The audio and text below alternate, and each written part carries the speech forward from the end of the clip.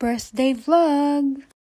Mayong buntag guys! Today is my special day, but I don't feel special. Charis! Ganun siguro pag tumatanda na, hindi ka na nai-excite sa birthday mo. Dagdag edad na naman, pero let's just be thankful na we are still alive and kicking. Importante buhay! Bitaw, thank you God for another year. Anyways, dito natulog yung pamangkin ko. Sabi niya may surprise daw siya.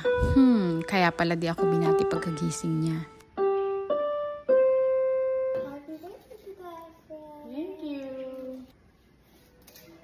Kukuha sana kami ng itlog for breakfast. Pero pagdaan namin sa puno ng bayabas, ang daming hinog na bunga. Kaya na mayabas na lang kami. Hoy!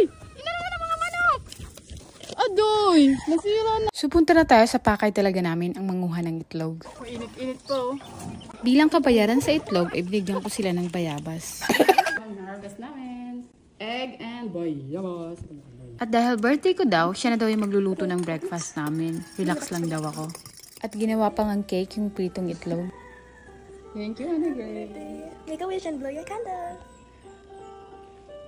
At nag-yoga na din kami. Stretch para may energy sa buong araw. Share ko lang guys, dati nung bata pa ako, inggit na inggit talaga ako sa mga friends ko na ang flexible ng katawan. Yung ang dali lang sa kanila lumiyad. Hindi kasi talaga flexible yung katawan ko. Pero nung nag-yoga ako, na-improve yung flexibility ko. Kahit 30s na ako nag-start mag-yoga. Hindi pa naman ako super flexible. Pero kahit papano, nakakapag-bend at liyad na ako ng very light. Ganda rin talaga ng benefits ng yoga guys. Physical at mental health. Lakas pa magpapayat. Kaya hindi ako regular nag-yoga kasi ang bilis kong pumayat. Sa mga gustong magpapayat dyan, try nyo mag-yoga. Promise, effective to. After mag-yoga, nag-chop na ako ng mga gulay.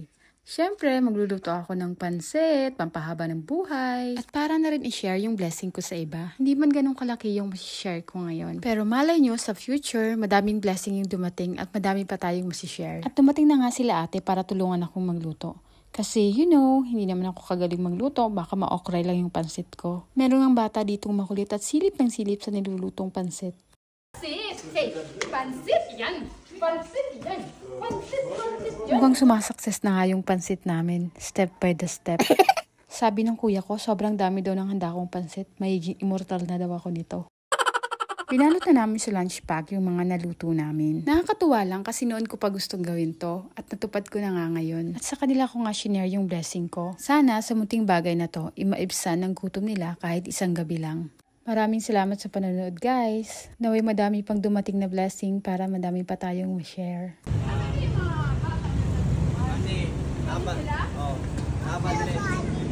Ali, guys, Rara!